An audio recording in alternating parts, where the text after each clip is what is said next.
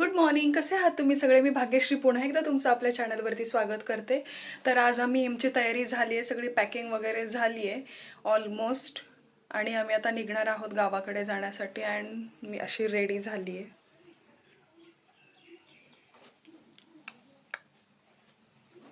या काही वस्तू आहेत ज्या पॅक करायच्या राहिल्या आहेत. बाकी सगळं झालं आहे. सो सध्या आता व्हिडिओ बनवायला चालू केलं, तर त्यासाठी लागणाऱ्या या गोष्टी सगळ्यात महत्त्वाचं स्टँड, ट्रायपॉड स्टँड, हेडफोन्स, त्याचे चार्जर्स वगैरे, फोनचा चार्जर, स्ट्रेटनर मच नीडेड, काही मेडिसिन्स आणि या सगळ्या गोष्टी. हे पण मी तुम्हाला दाखवलं काल की याच्यामध्ये मी काय काय ठेवलं आहे. याचा व्हिडिओ तुम्ही बघितलाच असेल. आणि मी ही बॅग कॅरी करते आहे बिकॉज मला लग्नाला पण जायचं आहे. तर त्यासाठी थोडी फंक्शनल बॅग म्हणून मी हीच कॅरी केली, एकच बॅग. अदरवाईज याच्यावरती तर ती जात नाही आहे. बट ठीक आहे, तरी साडीवरती वगैरे मला आणि ड्रेसेसवरती छान वाटेल म्हणून मी एकच बॅग कॅरी करते.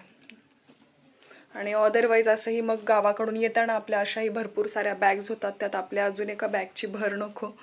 सो मिनिमलिस्ट जेवढी पॅकिंग करता येईल तेवढी मी केली आहे. कमीत कमी वस्तू, कमीत कमी कपडे घेण्याचा मी प्रयत्न केला आहे.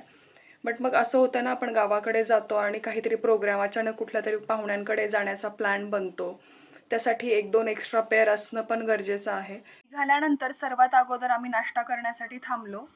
नाश्ता वगैरे करून आता आम्ही निघालोय आणि ऊन खूप जास्त आहे.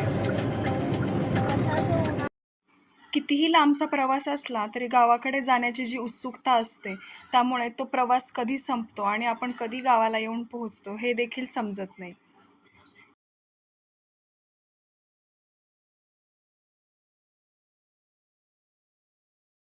अजून एका गोष्टीसाठी आम्ही एक्सायटेड होतो, ते म्हणजे मुंबई आणि पुणे इकडे झालेला connecting link road. Oh my God, ज्या सीनसाठी आम्ही सुपर एक्सायटेड होतो त्या रोडवरून आता आम्ही चाललोय. Look at this missing link. या मिसिंग लिंकमुळे मुंबई आणि पुणे यामधला प्रवास थोडासा सोपा झाला आहे. आणि त्यानंतर आम्ही पुण्यात येऊन पोहोचलो. पुण्याच्या पुढे आल्यानंतर आम्ही जेवण करण्यासाठी थांबलो हॉटेल पाटीलवाडा इथे. हॉटेलमध्ये एंट्री केल्यानंतर तुळशी वृंदावन आणि शिवाजी महाराजांची मूर्ती खूप आकर्षक वाटली आणि मनाला थोडंसं छानही वाटलं. खूप भूक लागली होती. आम्ही मटण खरडा आणि मटण थाळी खूप दिवसानंतर खाल्ली. तर त्याच्यावरती मस्त ताव मारून पुन्हा पुढचा प्रवास करून आम्ही गावाकडे पोहोचलो. तर ही गावाकडची संध्याकाळ आणि माझ्या चेहऱ्यावरचा आनंद. तर हे सगळं निसर्गरम्य वातावरण आणि गावाकडे आल्यानंतरची फिलिंग ही खूप वेगळी असते.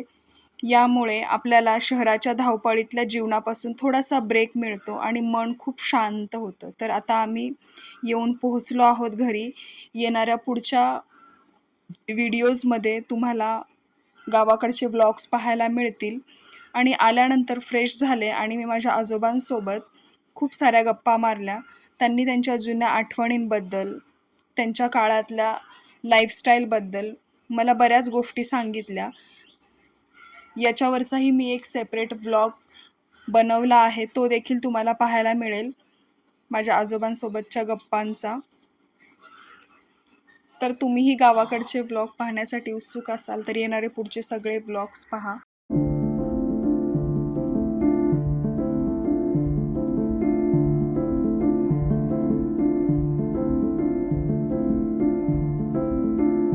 तर तुम्हाला आजचा व्हिडिओ कसा वाटला हे कमेंट करून नक्की सांगा. आणि जर आपल्या चॅनलला अजून सबस्क्राईब केलं नसेल तर सबस्क्राईब नक्की करा, लाईक करा, शेअर करा. भेटूयात पुन्हा एकदा एका नवीन व्हिडिओमध्ये. तोपर्यंत काळजी घ्या. Bye bye.